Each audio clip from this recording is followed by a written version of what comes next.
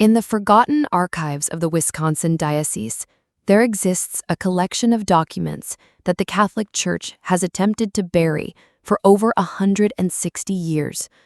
These papers detail the systematic disappearance of 23 nuns from St. Mary's Convent near Lake Michigan between 1854 and 1862.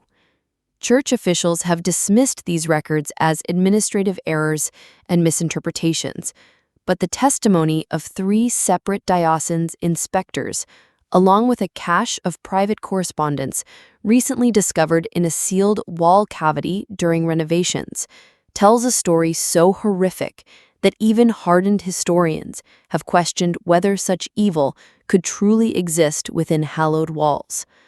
What follows is the first comprehensive account of what many consider to be the most disturbing case of religious corruption in American history, a case that the Catholic Church has spent a fortune ensuring you would never hear. Before we continue with the story of St. Mary's Convent, I must ask, if you're finding this tale already unsettling, please subscribe to our channel for more historically accurate accounts of America's darkest religious secrets. Our community of mystery seekers spans all 50 states. Where are you listening from tonight? Leave a comment below. Now let's return to the Wisconsin countryside of 1854, where our story begins. The morning fog hung heavy over Lake Michigan as Bishop William Corder's carriage rolled through the gates of what would become St. Mary's Convent. The Catholic Church had purchased the sprawling estate, a former lumber baron's mansion, surrounded by 30 acres of dense woodland, with the intention of establishing the first major Catholic institution in the largely Protestant Wisconsin territory. This strategic expansion was part of a broader push to establish Catholic influence in America's rapidly developing frontier regions, where Protestant denominations were already gaining significant footholds. The limestone mansion, with its 3 imposing wings and bell tower, stood in stark contrast to the humble wooden churches that dotted the Wisconsin landscape. The central building, constructed in 1842, featured Gothic arches and narrow windows that seemed to watch like eyes over the surrounding countryside. 2 wings extended from either side, the east wing, intended for the nuns' quarters, the west, for the proposed orphanage and infirmary. Behind the main structure stood a small chapel, its spire rising above the treetops, visible from miles away across the flat Wisconsin plains. Local Protestant families viewed the arriving nuns with suspicion, their black habits and Irish accents marking them as outsiders in a community dominated by German and Scandinavian settlers. The region's residents, primarily Lutheran and Methodist, had grown accustomed to the simple, democratic structure of their own religious communities. The hierarchical nature of Catholicism, with its rituals and secrets, felt foreign and threatening. On the day of the convent's consecration, a small crowd gathered outside the gates. "Papists," muttered Elijah Hoffman, a respected elder at the local Lutheran church, as he watched the black-robed figures process into the chapel. "They'll bring their foreign ways here, corrupt our children with their idolatry." His companion, Wilhelm Schmidt, nodded grimly. "My grandfather fled Germany to escape the Catholics' persecution. Now they follow us even here." This sentiment, though not universal, reflected the deep religious tensions that would form the backdrop for the tragedy to come. "St. Mary's will serve as a beacon of God's mercy in this wilderness," Bishop Corder announced to the small gathering of clergy and local dignitaries at the consecration ceremony. His voice echoed through the newly completed chapel, where morning light filtered through simple stained glass windows, casting pools of colored light across the wooden pews. "Under the guidance of Mother Superior Catherine, this convent will offer shelter to orphans, comfort to widows, and healing to the sick." The bishop's Boston accent echoed off the stone walls as he introduced the 3 women who would lead the convent: Mother Superior Catherine, Sister Elizabeth Foster, and Sister Margaret Clark, all from established convents in the East. Mother Superior Catherine stood tall and imposing in her black habit, her sharp features and penetrating gaze commanding instant respect. At 42, she carried herself with the confidence of a woman accustomed to authority. Her hands, when raised in prayer, were elegant but strong hands that looked equally capable of comforting a child or disciplining a wayward novice. Those who met her often commented on her eyes, an unusual pale blue that seemed to see through pretense. Mother Catherine comes to us with the highest recommendations. Her work at St. Augustine's in Boston has prepared her well for the challenges of frontier religious life. Sister Elizabeth, 38, with her perpetual smile and soft voice, would oversee the orphanage. Plump and maternal, with rosy cheeks and gentle hands, she seemed perfectly suited to care for abandoned children. When she spoke, it was always with a slight hesitation, as if carefully considering each word, a trait that many initially interpreted as thoughtfulness rather than calculation. Sister Margaret, 35, with her extensive knowledge of herbal remedies, would establish the infirmary. Tall and thin, with a serious demeanor and nimble fingers, she carried herself with the precision of someone who measured medicines by the drop. Her dark eyes missed nothing, and her knowledge of both traditional and modern medical practices had impressed physicians in Boston and New York. 20 younger nuns, most in their 20s and newly arrived from Ireland, completed the founding community. They stood in a perfect line, habits crisp, heads bowed in appropriate humility, as Bishop Corder blessed each by name: Sister Agnes O'Connor, Sister Bernadette Walsh, Sister Teresa Donovan, Sister Mary Collins, young women who had left behind family and homeland to serve God in a strange new country. Their faces, though solemn during the ceremony, occasionally betrayed their youth and uncertainty when they thought no one was watching. "The Lord has called us to this wilderness," Mother Catherine addressed her sisters that first evening, candlelight casting long shadows across the refectory. The smell of fresh bread and weak tea hung in the air, and the chill of the Wisconsin autumn seeped through the stone walls despite the large fireplace at the room's end. "We will face hardships unknown to our Eastern counterparts. We will encounter suspicion from those who fear our faith, but we shall overcome through devotion and sacrifice." The young nuns, far from home and family, clung to her words like a lifeline in this strange new world. Sister Agnes whispered to Sister Bernadette as they prepared for bed that night, their narrow cots separated by barely an arm's length in the dormitory-style sleeping quarters. "Do you think the locals will ever accept us?" Her voice trembled slightly, betraying the brave face she had maintained all day. Sister Bernadette squeezed her hand in the darkness. "They feared our Lord too at first. We must show them through our works that we mean only good." The whispered conversation ended abruptly at the sound of footsteps in the corridor. Mother Catherine making her rounds, ensuring all was in order on their first night. The convent quickly established itself as a functioning religious community. The daily rhythm of prayers began with matins at 3 a.m., the bells toll cutting through the pre-dawn darkness, summoning sleepy nuns from warm beds to cold chapel floors.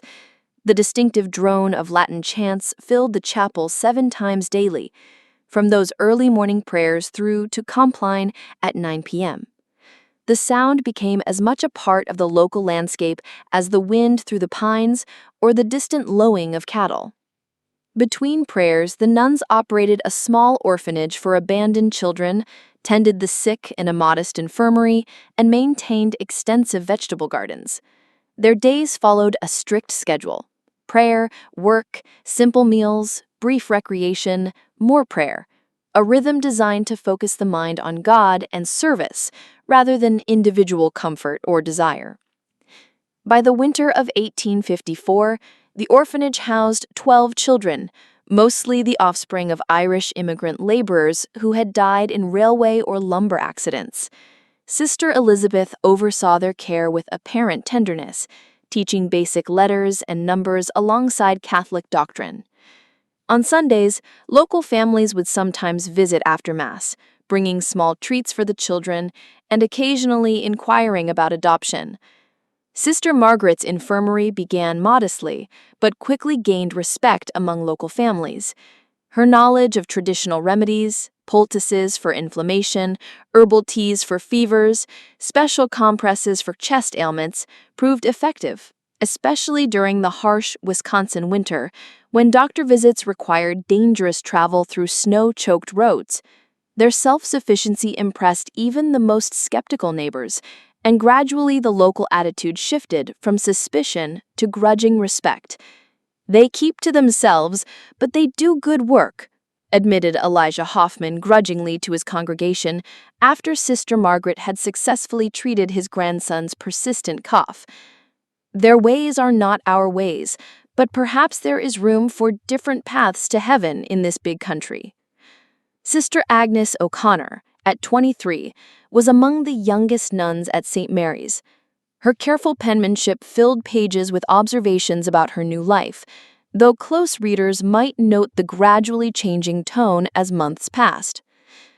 "The work is harder than I ever imagined," she wrote in December 1854, the paper bearing smudges suggesting tears had fallen as she wrote. "My hands are raw from washing linens in ice-cold water, and the chapel stones feel like ice beneath our knees during morning prayers. But Mother Catherine assures us that our sacrifices please God. Sister Elizabeth has been particularly kind, helping me adjust to this strange country.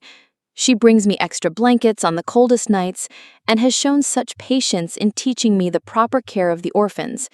Sister Margaret's remedies saved us during a fever that swept through the orphanage last month," she continued.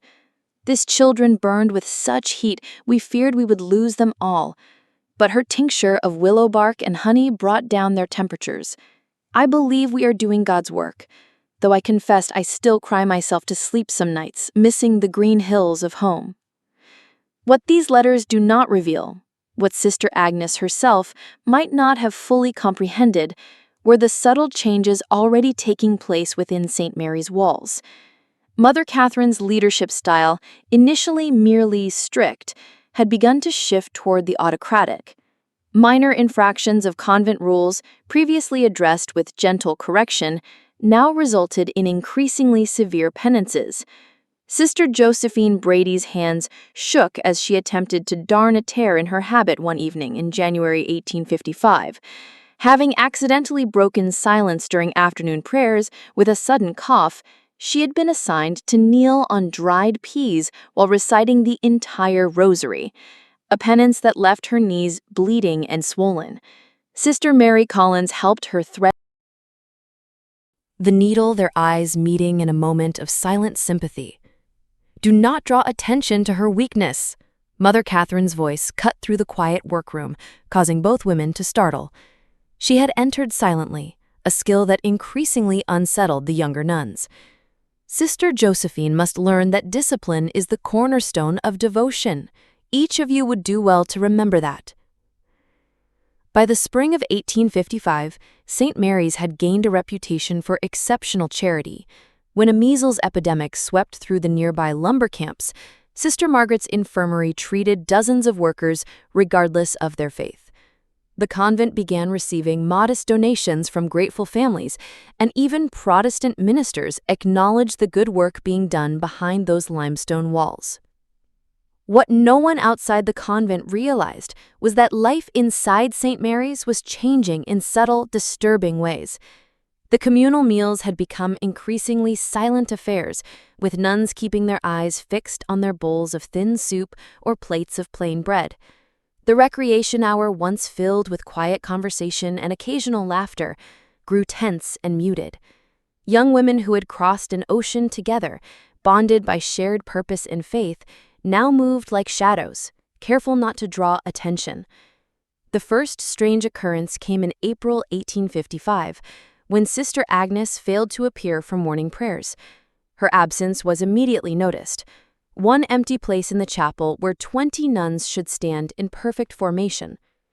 The other sisters exchanged quick, concerned glances as Mother Catherine entered, her expression unreadable in the dim candlelight. Sister Agnes has been called to assist at our mission in Minnesota, Mother Catherine announced to the bewildered community at breakfast, her tone brooking no questions. Her departure was sudden, as such callings often are. We shall all pray for her success in this new endeavor. Sister Bernadette's spoon clattered against her bowl. But, Mother, she said nothing to me, and She fell silent, as Mother Catherine's pale eyes fixed on her face. Are you suggesting, Sister Bernadette, that a bride of Christ requires permission from her fellows rather than her superiors before answering God's call? The question hung in the air like frost. No, Mother, forgive me. Sister Bernadette lowered her eyes to her cooling porridge. No one had seen Sister Agnes pack or leave, and she had mentioned nothing of a transfer in her letters home. But in the strict hierarchy of convent life, no one dared question Mother Superior's explanation further. That evening in the dormitory, several nuns noticed Sister Agnes's few possessions: her prayer book, the small wooden rosary her mother had given her. The extra woolen stockings for Wisconsin winters were gone, as if she had indeed packed and departed. But Sister Mary Collins, whose cot had been beside Agnes's, whispered to Sister Teresa Donovan during their brief moments alone in the garden. Her cloak still hung on its peg. Would she have left without it? In April? In Minnesota? Sister Teresa glanced nervously toward the convent windows, where Sister Margaret stood watching her, her thin face expressionless. Mother Catherine has her reasons. We must trust in her wisdom. The following week, Sister Bernadette, Sister Teresa Donovan, was gone. Called to a contemplative retreat in Montreal was the official explanation provided at morning prayers. Sister Mary, now thoroughly frightened, kept her head down and her thoughts to herself. That evening, as she made her bed, she found a small piece of paper tucked beneath her pillow, a page torn from Sister Teresa's prayer book with a hastily scrawled message in the margin. Something is wrong. If I disappear, tell Father Ryan. The sight of her friend's handwriting, the ink still relatively fresh, sent a chill through Sister Mary that had nothing to do with the autumn air seeping through the stone walls. By 1857, the pattern had become impossible to ignore within the convent walls. Of the original 20 junior nuns, only 12 remained. The official explanations continued: special missions, retreats, transfers to nursing positions during disease outbreaks. To the outside world, St. Mary's continued to function normally. Local families still brought sick relatives to Sister Margaret's infirmary. Orphans still received care in Sister Elizabeth's orphanage. Sunday visitors saw nothing amiss in the solemn processions of black-clad figures moving from chapel to garden to refectory. But inside those limestone walls, fear had become a tangible presence. The remaining nuns spoke in whispers, avoided being alone, and watched in terror as their numbers dwindled. Mother Catherine's leadership grew more authoritarian. Minor infractions of convent rules resulted in severe penances: days of fasting, nights spent in prayer on cold stone floors, public confessions of increasingly intimate sins. Sister Claire O'Donnell, discovered with a small piece of chocolate sent by her family, was forced to kneel before the entire community and confess to gluttony and deception unworthy of a bride of Christ. Mother Catherine assigned her to fast for 3 days, taking only water and a single piece of bread at evening meal. When Sister Claire fainted during chapel prayers on the second day, it was Sister Margaret who revived her with smelling salts. Her thin lips curved in what some later described as a smile. One unusually cold night in January 1858, Sister Mary Collins awoke to muffled sounds from the cell next to hers. Through the thin wall, she could hear Sister Rebecca Murphy sobbing, then a sharp whisper she recognized as Mother Catherine's. "You will come with us now. Make any noise and you'll regret it." The sound of shuffling feet followed, then silence.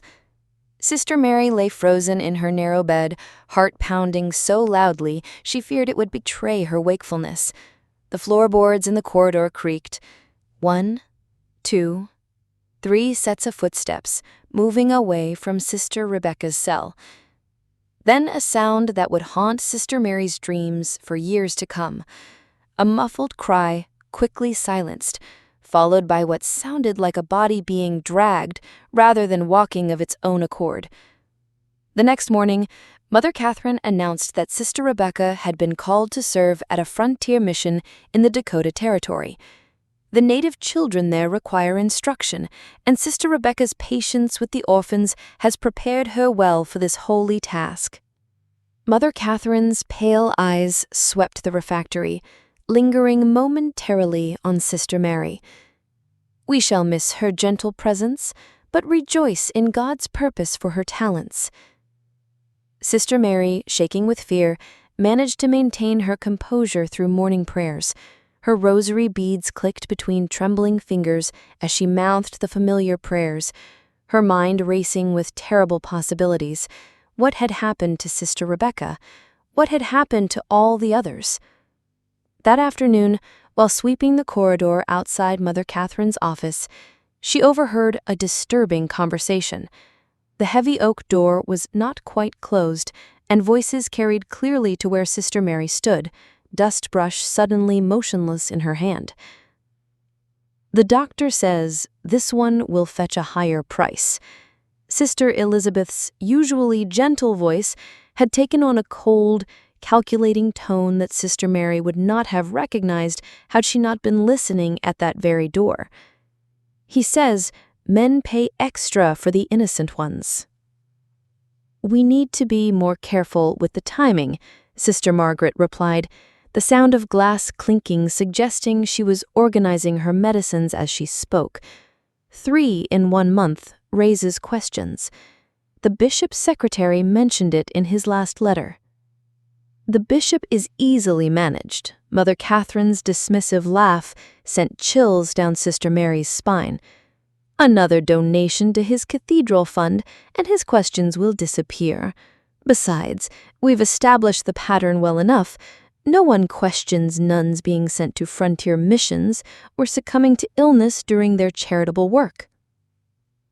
What about the Collins girl? Sister Margaret asked, her voice dropping lower. She watches too closely. I've seen her listening at doors. A moment of silence followed, during which Sister Mary's heart nearly stopped. We'll wait, Mother Catherine finally replied. She's too plain to fetch much, and she has that correspondence with her brother in the seminary. Disappearing too many at once attracts attention. Rebecca will keep the doctor's clients satisfied for now. Sister Mary fled before she could be discovered, her mind racing. What had happened to her missing sisters? What terrible fate had befallen Sister Rebecca just last night? And who was this doctor they mentioned? The pieces began to fall into terrible place in her mind. The missing nuns, always the youngest and most attractive, the strange visits from well-dressed benefactors who toured the convent with Mother Catherine, the unexplained sounds sometimes heard from the locked north wing at night, the growing wealth of the convent despite its supposedly humble means. After a sleepless night of prayer and deliberation, Sister Mary made a desperate decision. During her weekly duty collecting eggs from the chicken coop, the only time she was permitted beyond the convent walls without supervision, she slipped a hastily written note into the pocket of Jimmy Fletcher, the 12-year-old son of a local farmer who delivered milk to the convent each morning.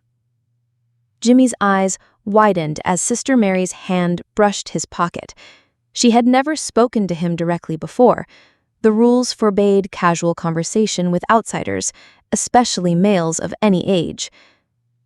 Please deliver this to Father Thomas at St. Joseph's Church in town, she whispered, pressing a small silver cross into the boy's hand. The cross had been her confirmation gift, the only item of value she possessed. Tell no one else. Lives depend on it. The boy nodded solemnly, his freckled face serious beyond his years. Yes, sister, I promise. The note, which has been preserved in diocesan records, read simply, Something evil happens at St. Mary's Nuns. Disappearing, not sent away as claimed. I fear for my life. Please send help. Sister Mary Collins. Father Thomas Ryan, the young Irish priest who received the note, had always harbored reservations about Mother Catherine. During his monthly visits to offer Mass at the convent, he had noticed the dwindling number of nuns and found Mother Catherine's explanations vague and inconsistent. But as a mere parish priest, he had limited authority to question a Mother Superior. Father Ryan paced his small study, the worn floorboards creaking beneath his feet as he read and reread Sister Mary's desperate message. The silver cross lay heavy in his palm. He recognized it as the type given to young women at confirmation, not something a nun would part with lightly.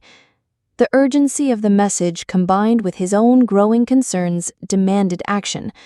But what action could he take against a Mother Superior, especially one as well connected as Catherine Murphy?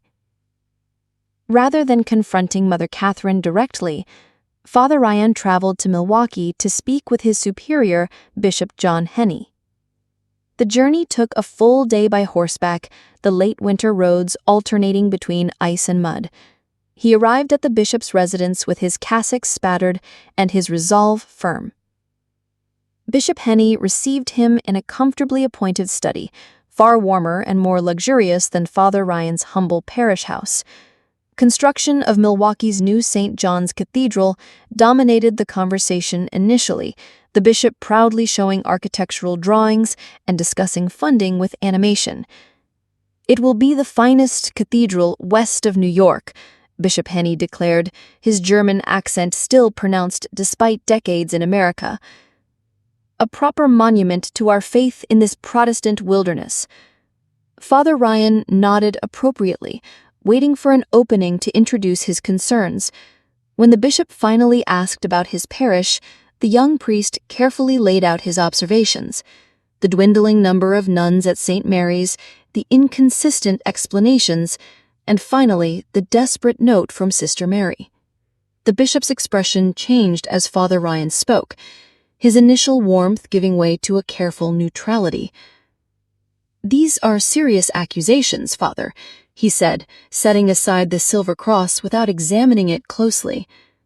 "Mother Catherine has explained each transfer to my satisfaction." "But Your Excellency, 8 nuns have disappeared in less than 3 years, Father Ryan pressed. "No documentation has been provided for these transfers. No one has received consistent correspondence from these women after they supposedly left." "The frontier missions require educated women," the bishop replied with finality, rising from his chair to indicate the meeting was concluding. "I won't have you spreading rumors that could damage the church's reputation in this Protestant region. Mother Catherine has been most generous in supporting our cathedral building fund. Her spiritual leadership is beyond reproach." As the bishop ushered him out, he added with a note of warning, "Focus on your parish duties, Father Ryan. Leave the administration of convents to those appointed by God for that purpose."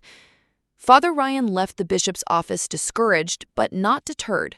If the proper channels would not address his concerns, he would need to find another way to investigate the mysterious disappearances at St. Mary's. The opportunity came in March 1858, when Bishop Henney assigned Father Ryan to collect the annual financial reports from parishes and religious institutions throughout the diocese. This official capacity gave him legitimate reason to examine St. Mary's records and perhaps find evidence of what had happened to the missing nuns. The March winds cut through Father Ryan's heavy coat as his horse-drawn buggy approached St. Mary's. The convent looked different somehow. The gardens more neglected, the windows darker, despite the mild spring weather that should have brought the nuns outdoors for their work. The bell tower that had once rung clearly for each divine office now sounded less frequently, its tone somehow muted. He was met at the door by Sister Elizabeth, whose customary smile seemed strained. Dark circles beneath her eyes suggested sleepless nights, and her typically neat habit showed small signs of neglect, a missing pin, a slight stain on the white collar. "Father Ryan, we weren't expecting you today," she said, her surprise poorly concealed. "Mother Catherine is indisposed today," she continued, leading him to a small, cold parlor rather than the comfortable study where he usually met with the Mother Superior. "She asks that you leave the diocese in forms and she will complete them by week's end." "I'm afraid the bishop was quite clear," Father Ryan insisted, removing his coat and setting his briefcase on the table. He tried to project an authority he didn't entirely feel, aware that his youth and relatively low position in the church hierarchy worked against him. "I am to review the records personally this year. Financial irregularities have been discovered in several institutions." Sister Elizabeth's smile vanished entirely. "That won't be possible today. Our bookkeeper, Sister Margaret, is attending to a dying child in the infirmary." "Then I shall wait." Father Ryan settled more firmly in his chair. "Or perhaps I could tour the convent while waiting. It has been some time since I've seen the improvements to the orphanage I've heard so much about." The look that flashed across Sister Elizabeth's face, was it fear, anger, vanished quickly. "As you wish, Father, though I must ask you to avoid the north wing. We have several cases of influenza there and would not want you exposed." The north wing, where Father Ryan had never been permitted to enter, ostensibly because it contained the nuns' private quarters. His suspicion deepened. The tour revealed a convent functioning far below its reported capacity. Where were the 20 orphans mentioned in Mother Catherine's reports to the diocese? Father Ryan counted only 7 children, all looking thin and frightened. When he attempted to speak with a small girl sweeping the dormitory floor, Sister Elizabeth quickly intervened, sending the child away on an errand. The infirmary, supposedly caring for dozens of local residents, contained only 3 elderly patients, none showing signs of the reported influenza. Sister Margaret was nowhere to be seen, despite her supposed attendance on a dying child. Most disturbing was the clear reduction in nuns. Father Ryan had offered Mass at St. Mary's just 3 months earlier and recalled at least 15 nuns in attendance. Today, he counted only 8, including Sister Elizabeth. When he inquired about specific nuns he remembered, Sister Rebecca, Sister Josephine, Sister Claire, he received the same vague responses about transfers and special missions. "And Sister Mary Collins?" he asked casually as they passed the laundry room, where 2 nuns worked silently at large wash tubs, steam rising around their reddened hands. Sister Elizabeth's step faltered slightly. "Sister Mary has been assigned to our mission in St. Louis. She left just last week. Her experience with the orphans made her particularly suited to the work there." Father Ryan nodded, hiding his alarm. The author of the desperate note was now among the disappeared. His suspicions now fully aroused, he requested to see the convent's chapel before departing. The chapel, once immaculate, showed subtle signs of neglect. Dust on the altar rails, unpolished candlesticks, wilting flowers that should have been replaced. The sacred space that had once housed 23 nuns in prayer now felt hollow, as if the very stones sensed the wrongness that had infiltrated St. Mary's. While Sister Elizabeth was momentarily distracted by a message from a novice, Father Ryan slipped through a side door he knew led to the residential wing. The corridor was eerily silent for mid-afternoon. Many of the cells stood empty, personal items gone, as if their occupants had indeed departed. As he turned to leave, a barely audible sound caught his attention, something between a whimper and a moan, coming from behind a heavy wooden door at the end of the corridor. The door, unlike the others, had a substantial iron lock. Father Ryan approached cautiously, listening intently. The sound came again. Definitely human, definitely distressed. "Is someone there?" he whispered through the keyhole. "Do you need help?" A moment of silence, then a hoarse female voice. "Father? Father, is that you? Please help us. Please." Before he could respond, the unmistakable voice of Mother Catherine rang out behind him. "Father Ryan, this area is strictly cloistered. Your presence here is most inappropriate." He turned to find Mother Catherine flanked by Sister Margaret and a large man he didn't recognize, not dressed as clergy or medical personnel, but in the rough clothing of a laborer, with arms thick as tree trunks and a face set in a threatening scowl. "Forgive me, Mother. Father Ryan managed, struggling to keep his voice steady. "I became turned around after visiting the chapel." Mother Catherine's pale eyes assessed him coldly. She had lost weight since she last seen her, her habit hanging loosely on her frame, but her authority seemed only to have intensified. "This wing houses sisters under special spiritual direction. Their seclusion is essential to their devotional practice." "I heard someone calling for help," Father Ryan countered, gathering his courage. "You heard Sister Anne in the midst of her spiritual exercises," Sister Margaret interjected smoothly. "Some of our more dedicated sisters practice mortification of the flesh. Their cries can be misinterpreted by those unfamiliar with advanced devotional practices. Mr. Callahan will show you out." Mother Catherine nodded to the burly man. "We will send the financial reports to Milwaukee by week's end." The man named Callahan stepped forward, his posture suggesting he was accustomed to enforcing Mother Catherine's will through means not entirely spiritual. "This way, Father," he said, his voice carrying a hint of menace beneath the forced politeness. The man gripped his arm with unnecessary force. Father Ryan caught one last glimpse of the locked door. Who had spoken to him? What did she mean by us? How many women were being held behind that door? The moment his buggy cleared the convent gates, Father Ryan whipped his horse into a gallop, his mind racing faster than the animal's hoofs. The voice, the locked door, the missing nuns, the frightened children, the intimidating presence of the man called Callahan all pointed to something sinister occurring at St. Mary's. This was beyond his authority as a parish priest. He needed official intervention. Bypassing Bishop Henny, whom he now suspected of either complicity or willful ignorance, Father Ryan sent an urgent telegram to Archbishop John Hughes in New York. Grave concerns regarding St. Mary's Convent, Wisconsin. Suspicious disappearances of multiple nuns, evidence of imprisonment, possible danger to remaining nuns. Request immediate diocesan investigation, local bishop unresponsive, Father Thomas Ryan, St. Joseph's Parish. If you're feeling a chill down your spine as our story unfolds, you're not alone. Our community of mystery seekers often reports physical reactions to these dark historical accounts. Take a moment to like this video and share it with someone who appreciates true historical mysteries. Your engagement helps us continue uncovering America's hidden secrets. Now, as we return to 1858, a storm is brewing over St. Mary's Convent that will reveal horrors beyond imagination. Archbishop Hughes, known for his non-nonsense approach to diocese and management, responded swiftly.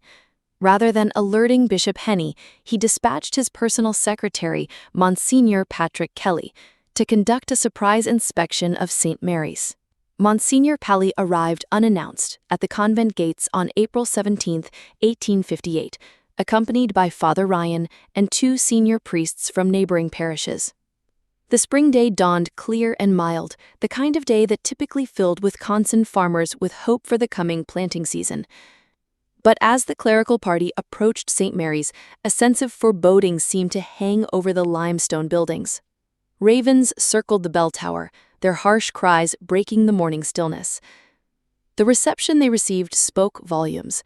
Mother Catherine, usually composed and commanding, appeared flustered by their arrival, her pale face flushed with what might have been anger or fear, as she recognized Monsignor Kelly's official robes and the sealed documents he carried.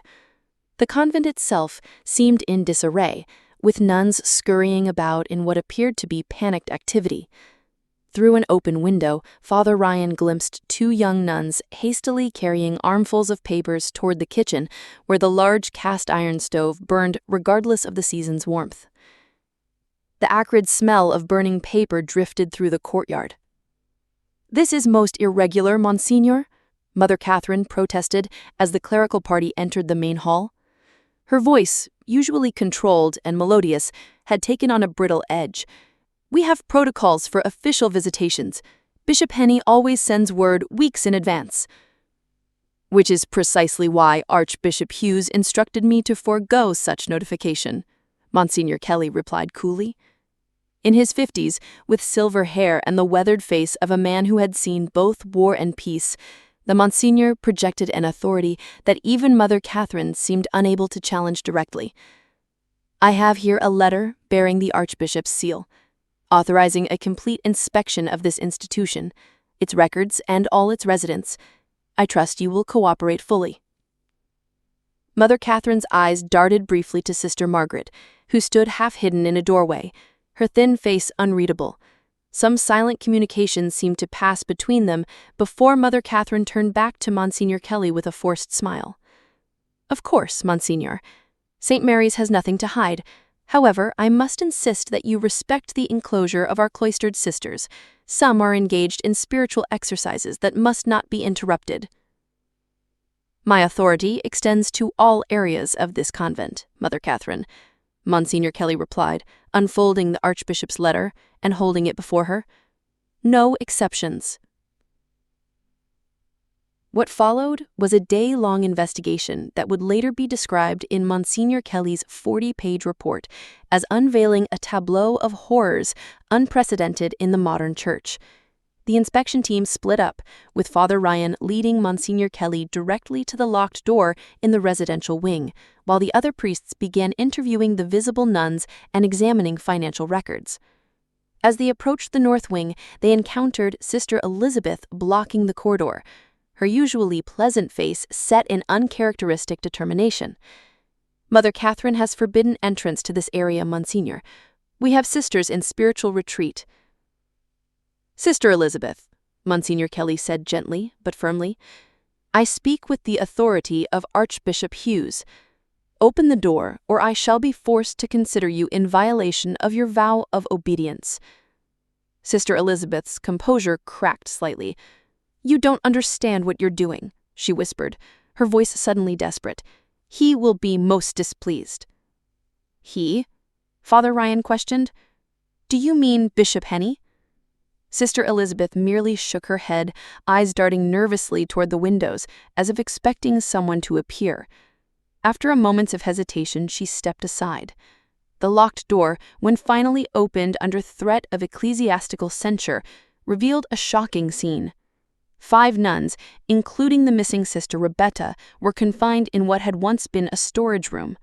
The space, perhaps 15 feet square, contained only a chamber pot in the corner and thin pallets on the floor. The single, high window had been boarded over, leaving the room in near darkness save for the light now streaming through the open door. The women were pale, malnourished, and showed signs of physical abuse. Their habits were torn and soiled, their faces gaunt from hunger and fear. Sister Teresa Donovan, who had questioned the disappearances, had not been sent to Montreal as claimed. According to testimony from Sister Rebecca, Teresa had been held in the locked room for weeks, repeatedly assaulted, and when her spirit remained unbroken, strangled by the man called Callahan. Her body, along with those of at least 3 other nuns who had similarly resisted, lay buried in unmarked graves in the convent's vegetable garden. "Mother Catherine made us watch," Sister Claire said, tears streaming down her face.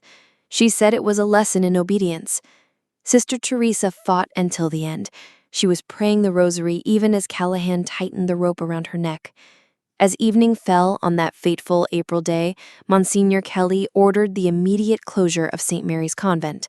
The surviving nuns were removed to safety. Local authorities were notified, and guards were posted to prevent anyone from fleeing or removing evidence.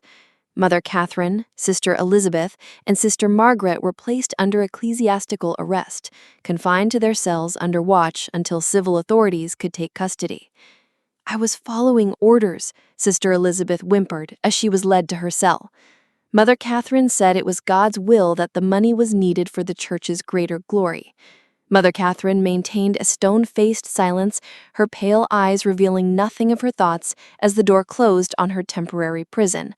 Only Sister Margaret showed emotion, a strange half-smile playing at her thin lips as she was led away. "You understand nothing of what you've discovered," she told Monsignor Kelly. "We serve a higher purpose than you can imagine." But the church's attempt to handle the matter discreetly soon unraveled. Mr. Callahan, the burly enforcer who had been absent during the inspection, returned after nightfall. Finding the convent under guard, he fled to Chicago, where he apparently warned his associates. By the time local sheriffs arrived the following morning with arrest warrants, Mother Catherine and Sister Margaret had somehow escaped their confined quarters. Only Sister Elizabeth remained, found kneeling in the chapel in a state of catatonic shock. The window was still locked from the inside, reported the priest who had been guarding Mother Catherine's room. The door showed no signs of forced exit. It's as if she vanished into thin air. More likely, the convent's long history had provided secret passages unknown even to the church authorities. Escape routes, perhaps, dating back to the building's origins as a lumber baron's mansion, where illicit meetings and emergency departures might have been anticipated in the rough frontier days. The subsequent civil investigation uncovered the full extent of the operation. Financial records seized from Mother Catherine's hidden safe revealed transactions totaling over $100,000, equivalent to roughly $3 million today, over 8 years. Coded ledgers identified 23 nuns and 17 orphaned girls who had been trafficked to brothels across the Midwest. Correspondence with business partners in Chicago, St. Louis, and even New Orleans detailed the specialized services offered and the premium prices commanded. A genuine sister of charity, untouched before our establishment, minimum $300, read one letter to a Chicago brothel owner. Special requests, habit, religious implements, additional $50 per session. Pregnant sisters command $500 for exclusive patrons. Most damning was a small leather notebook found sewn into Sister Elizabeth's mattress.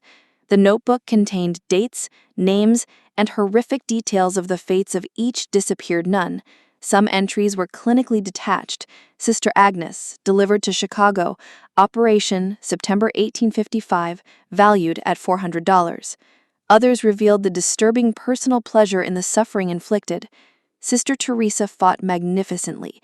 Callahan enjoyed subduing her. Buried east corner of Beanfield, November 1856. The notebook also contained references to the doctor, evidently Dr. William Matthews, a once respected physician from Chicago whose career had ended in scandal after allegations of inappropriate conduct with female patients. According to the notebook, Dr. Matthews provided medical examinations of the nuns, certifying their health and, most disturbingly, their virginity, a feature that significantly increased their value in the brothels. Dr. M confirms, Sister Rebecca suitable for premium placement, one entry noted, recommends maximum usage before transfer to ensure appropriate behavior in Chicago establishment. The investigation extended to the convent grounds, where, guided by the notebook's cryptic references, authorities excavated several areas of the vegetable garden. There they found the remains of 4 nuns buried in shallow graves among the bean plants and herbs. Forensic examination, primitive by modern standards but thorough for the time, confirmed Sister Rebecca's account. These women had died by strangulation, their bodies disposed of without ceremony or marker. One victim, identified as Sister Mary Collins by a small medallion of St. Bridget found with the remains, appeared to have been buried more recently than the others. The soil over her grave was barely settled, suggesting she had been killed just before or during Father Ryan's fateful visit, perhaps after delivering the note that ultimately led to the convent's exposure. Sister Elizabeth Foster, born Margaret Wilson, according to subsequent investigation, was the only one of the 3 leaders to face justice. Found mentally unfit to stand trial, she was committed to the Wisconsin State Asylum, where she died in 1863, having never spoken another word. Her medical records preserved in state archives describe her as catatonic, except during night hours when she screams about the master coming to punish her betrayal. Mother Catherine Murphy, real name unknown, and Sister Margaret Clark, identified later as Catherine Donovan, no relation to the murdered Sister Teresa, disappeared completely. Unconfirmed reports placed them in New Orleans, then Havana, operating similar schemes with young women, immigrants, but they were never apprehended. A nationwide alert distributed their descriptions to law enforcement agencies across the country. Mother Catherine was described as approximately 45 years of age, 5 foot 8 inches tall, blue eyes, graying-brown hair, speaks with slight Boston accent. Carries herself with unusual authority. Sister Margaret was approximately 40 years of age, 5 foot 10 inches tall, very thin build, dark eyes, black hair with premature gray streaks, speaks precisely, knowledge of medical terminology.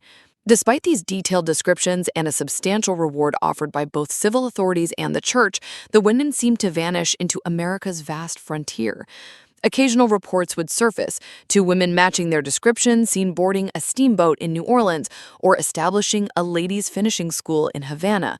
But by the time authorities investigated, the women would be gone. Mr. Callahan, identified as James Callahan of Chicago, was captured 6 months later in a brothel raid and hung for the murder of a police officer during his arrest. Before his execution, he confirmed many details of the St. Mary's operation, but claimed ignorance of the leader's whereabouts. They planned for this, he told the prison chaplain the night before his execution. Mother Catherine always said they had escape routes prepared, new identities waiting. They'd done it before, she said, changed their skins like snakes when necessary. When pressed about the references to the Master found in Sister Elizabeth's writings, Callahan became agitated. "Don't ask about him," he warned. "He's not someone you want to know, not someone you want knowing you." Whether this Master was a religious delusion, a code name for a high-ranking accomplice, or something else entirely remains one of the unsolved mysteries of the St. Mary's case. No further documentation ever established his identity or confirmed his existence beyond these cryptic references. The church moved quickly to contain the scandal. Bishop Henney was quietly removed to a monastery in Europe, where he spent his remaining years in what church documents described as prayerful reflection on his administrative failings. His personal correspondence, however, suggests a man haunted by more than mere negligence. "The blood of those poor women cries out to heaven," he wrote to a fellow bishop in 1860. "I cannot sleep for hearing their voices. Mother Catherine assured me the funds were for missionary work. I never questioned. God forgive me, I never questioned." The convent buildings were demolished, the land sold, and the proceeds used to establish a legitimate orphanage in Milwaukee. No mention was made in official church communications of the bodies discovered on the grounds or the crimes committed within those walls. The site was deconsecrated in a private ceremony attended only by Monsignor Kelly and Archbishop Hughes, with no public announcement. The surviving nuns were dispersed to convents across the country, each required to sign confidentiality agreements that would excommunicate them if they ever spoke of what had occurred at St. Mary's. Most lived out their lives in silent obedience, their trauma unaddressed, their suffering unacknowledged. Sister Josephine Brady gave birth to a daughter 2 months after her rescue. Despite her pleas to keep the child, church authorities placed the infant with a Catholic family in Pennsylvania, with strict instructions that the circumstances of her birth remain secret. This separation compounded Sister Josephine's trauma, and historical records indicate she died by suicide in 1861, leaving behind a letter that read simply, "I cannot forget, I cannot forgive, not them, not the church, not myself. May God have mercy on us all." Sister Rebecca Murphy became an unlikely voice for reform within the church. Rejecting the imposed silence, she left religious life and, using the name Rachel Martin to avoid church censure, published an anonymous account titled The Dark Convent in 1865. Though the book was denounced by Catholic authorities as Protestant propaganda and quickly suppressed, surviving copies reveal a detailed account that aligns precisely with the official investigation records. In the book's conclusion, she wrote, "What happened at St. Mary's was not merely the work of 3 evil women who infiltrated holy orders. It was enabled by a system that values silence over truth, institution over individual, reputation over justice. Until the church confronts this fundamental flaw, there will be other St. Mary's, other victims, other crimes hidden behind sacred walls." The suppression of the Dark Convent was swift and nearly complete. Church authorities purchased and destroyed every copy they could locate. Catholic newspapers denounced it as anti-Catholic fiction and scurrilous propaganda. Protestant publishers, while initially eager to promote a work that confirmed their suspicions about Catholic institutions, became wary of legal action and ceased printing the book after its first run. Rachel Martin herself disappeared from public record after 1866. Some evidence suggests she relocated to California, where she established a home for women in difficult circumstances, her early form of shelter for abuse victims. If so, she carried the lessons of St. Mary's into a life dedicated to preventing similar suffering, though history has largely forgotten both her work and her witness. Father Thomas Ryan, whose persistence had uncovered the horror, was initially praised for his actions. However, as the church hierarchy began to worry about the scandal's potential damage, he found himself reassigned to a remote parish in northern Minnesota. His personal journal, discovered after his death in 1886, reveals his ongoing struggle with what he had witnessed. I cannot forget the faces of those poor women betrayed by those who claimed to represent Christ's church. I hear their cries in my dreams. I see Sister Rebecca's hollow eyes. I wonder about those we could not save, whose suffering continues in those houses of sin. Has God forgiven us for failing them? Has he forgiven the church for silencing the truth? The final entry in his journal, dated January 1886, just days before his execution, reads, 28 years since St. Mary's, and still the church keeps silent.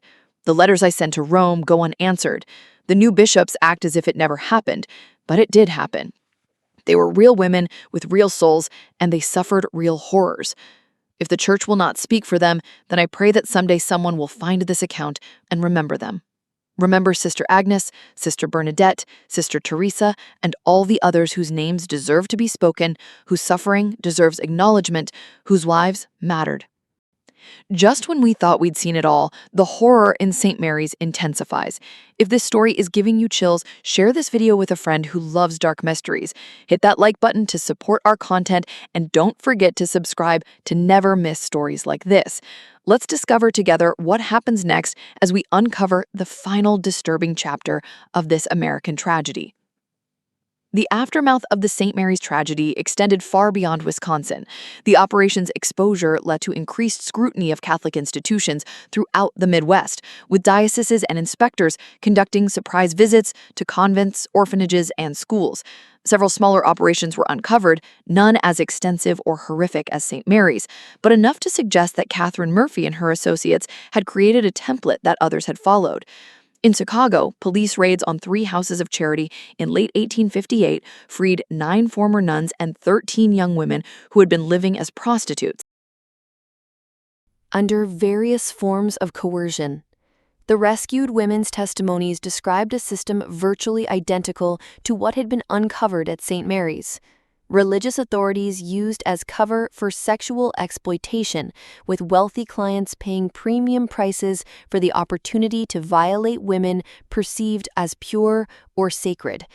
One survivor, identified in police records only as ML, provided testimony that directly linked her captivity to St. Mary's. I was transferred from Wisconsin in 1856. Mother Catherine herself delivered me to Madame Rousseau's establishment in Chicago, telling me that if I ever attempted to escape, both the church and the law would punish me as a fallen woman. For nearly 2 years, I believed her. The brothel owners arrested in these raids implicated several prominent Chicago businessmen and politicians as both clients and investors in the operation. Ledgers seized during the raids contained the names of judges, bank presidents, and even 2 state legislators who had paid for sessions with former nuns. However, the cases mysteriously collapsed before reaching trial, with witnesses recanting or disappearing, evidence being lost, and judges issuing unusual procedural rulings that effectively ended the prosecutions. The Chicago Tribune of November 1858 noted this suspicious pattern. It appears that justice in our fair city extends only to those without powerful friends. The men whose names appeared in the brothel ledgers walk free, while the women they victimized remain scandalized and without recourse. In St. Louis, investigations into similar operations were even more aggressively suppressed. Monsignor Kelly, who had led the original inspection of St. Mary's, traveled there in 1859 to follow leads suggesting that as many as 7 of the missing St. Mary's nuns had been transported to a brothel in that city. Within days of his arrival, he was severely beaten by unknown assailants and warned to return to New York. Though he survived the attack, Archbishop Hughes recalled him immediately, ending that line of investigation. Monsignor Kelly's private correspondence with Archbishop Hughes, unsealed in the New York Diocese and Archives in 1950, reveals his frustration. I believe we have uncovered merely the visible portion of a much larger evil. The tentacles of this operation extend into the highest levels of society and perhaps even the church itself. I fear that powerful forces have determined that this matter shall proceed no further. The most profound consequences fell upon the survivors. The 12 nuns rescued from St. Mary's faced challenges that the church was ill-equipped to address. Those who had not been physically abused still bore psychological scars from years of living in fear, witnessing the disappearance of their sisters, and, in some cases, being forced to participate in the abuse of others under threat of punishment. Sister Claire O'Donnell, who had been forced to help restrain Sister Teresa during her murder, developed what modern psychiatry would recognize as severe post-traumatic stress disorder. Transferred to a convent in Philadelphia, she was repeatedly disciplined for screaming in the night and speaking inappropriately about her experiences at St. Mary's. Church records indicate she eventually abandoned religious life and was briefly institutionalized before disappearing from historical record entirely. The 5 women rescued from the locked room, Sisters Rebecca Murphy, Josephine Brady, Claire O'Donnell, Maria Fitzpatrick, and Anne Sullivan, had experienced the worst of the abuse. Their subsequent fates reflect the inadequate response to trauma in the 19th century, particularly within religious institutions that prioritized silence and forgiveness over healing and justice. Sister Josephine's tragic end has already been noted, her suicide following the forced separation from her child. Sister Maria Fitzpatrick remained within the church, but was described by her superiors as unstable and prone to hysterical episodes. She spent her remaining years in a contemplative order that required minimal interaction with others, dying in 1870 of what was recorded as nervous exhaustion. Sister Anne Sullivan, however, channeled her trauma into advocacy. Working within the constraints of her vows and the church's desire for silence, she quietly established informal support networks for nuns who had suffered abuse. Her correspondence, discovered in the archives of her Boston convent after her death in 1899, reveals a woman determined to prevent future St. Mary's. While maintaining her faith in the church's ultimate goodness, despite its human failings, we must distinguish between the divine institution and its flawed human stewards. She wrote to a fellow survivor in 1875, "What happened to us was not God's will, but human evil cloaking itself in sacred garments. Our task now is to ensure that the garments cannot so easily be stolen again." The most haunting questions surrounding the St. Mary's case involve the total number of victims. The official church investigation acknowledged 23 nuns and 17 orphaned girls who were confirmed as trafficked or murdered. However, Sister Elizabeth's notebook contained references to rural acquisitions. Young women who were apparently abducted from isolated farms and settlements, never reported missing due to the transient nature and fed into the same trafficking network. Local newspaper archives from the period contain scattered reports of young women vanishing from communities within a 50-mile radius of St. Mary's, domestic servants who supposedly returned east, farm daughters who allegedly married and moved west, young widows who were said to have sought new opportunities in the cities. How many of these disappearances were connected to the St. Mary's operation remains unknown. An entry in Sister Elizabeth's notebook dated October 1857 suggests the scope. Rural acquisitions this year, 14. Superior quality, primarily Scandinavian. Special commission from New Orleans, fulfilled. Equally disturbing is the fate of the disappeared nuns, who were never accounted for. Of the 23 who vanished from St. Mary's between 1854 and 1858, only 9 were definitively located. 4 confirmed murdered and buried on the grounds, 5 rescued from brothels and subsequent raids. What became of the other 14 women? Records suggest they were sold to more distant operations in New Orleans, San Francisco, and possibly even overseas. Despite periodic efforts by individual church investigators, their ultimate fates remain unknown. A partial answer came in 1872, when a Catholic missionary in San Francisco reported encountering a woman in a waterfront brothel who claimed to have once been Sister Catherine Walsh of St. Mary's Convent in Wisconsin. By the time church authorities followed up on this report, the woman had died of typhoid fever, her body buried in an unmarked pauper's grave. Whether she was indeed one of the missing nuns cannot be confirmed, but the missionary's detailed description of her account aligns precisely with the known facts of the St. Mary's case. The most enduring mystery surrounds Mother Catherine Murphy and Sister Margaret Clark, the architects of the entire operation.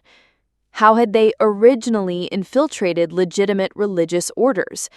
Historical research suggests that Catherine Donovan, the real identity of Sister Margaret, had briefly entered a convent in Ireland before being expelled for unspecified moral failings. She apparently traveled to America in the 1840s, where she likely met her future accomplice. Together, they developed a scheme to use the rapid expansion of Catholic institutions in frontier America as cover for their criminal enterprise. Their disappearance after the exposure of St. Mary's led to one of the most extensive manhunts of the pre-Civil War era, though conducted with remarkable discretion due to the church's desire to minimize publicity. Reported sightings placed them in New Orleans, Havana, and later Mexico City, always associated with religious or charitable institutions that catered to wealthy patrons. The last credible report from a former Chicago police detective hired by the New York Diocese to track them placed both women in Veracruz, Mexico in 1863, operating a finishing school for young ladies that the detective described as bearing all the hallmarks of their previous enterprise. The detective's report, preserved in the New York Diocesan archives, concludes ominously. I believe the women, known as Murphy and Clark, have established a new operation with the protection of wealthy Mexican patrons. However, I was warned in most violent terms to abandon my investigation. 2 local officials who had agreed to assist me were found dead the morning of our planned inspection of the school. I can only conclude that these women enjoy protection at the highest levels of society. The legacy of St. Mary's extends beyond the immediate tragedy. The case contributed to a deepening of anti-Catholic sentiment in America during the 1850s and 1860s, with Protestant publications citing it often, in sensationalized form, as evidence of Catholic moral corruption. This, in turn, led to Catholic communities becoming more insular and defensive, reinforcing the very culture of secrecy that had enabled the abuse. More significantly, the St. Mary's case established a pattern of institutional response to abuse that would be repeated for generations. Initial investigation, limited accountability, focused primarily on direct perpetrators, protection of higher authorities who enabled, through negligence or complicity, relocation of survivors to ensure their silence, and ultimately a return to institutional normalcy with minimal structural reform. Archbishop Hughes, in private correspondence with Vatican officials that remained sealed until 1975, acknowledged this systemic failure while defending the Church's handling of the case. We have removed the immediate cause of scandal and provided for the care of the victims. However, I must express my concern that our system of oversight contains fundamental flaws that permitted such horror to continue unchecked for years. I recommend a complete review of how we select and monitor those in positions of authority within our institutions. His recommendations, however prescient, appeared to have been quietly filed away rather than implemented. The Church's preference for handling such matters internally and discreetly would persist well into the modern era.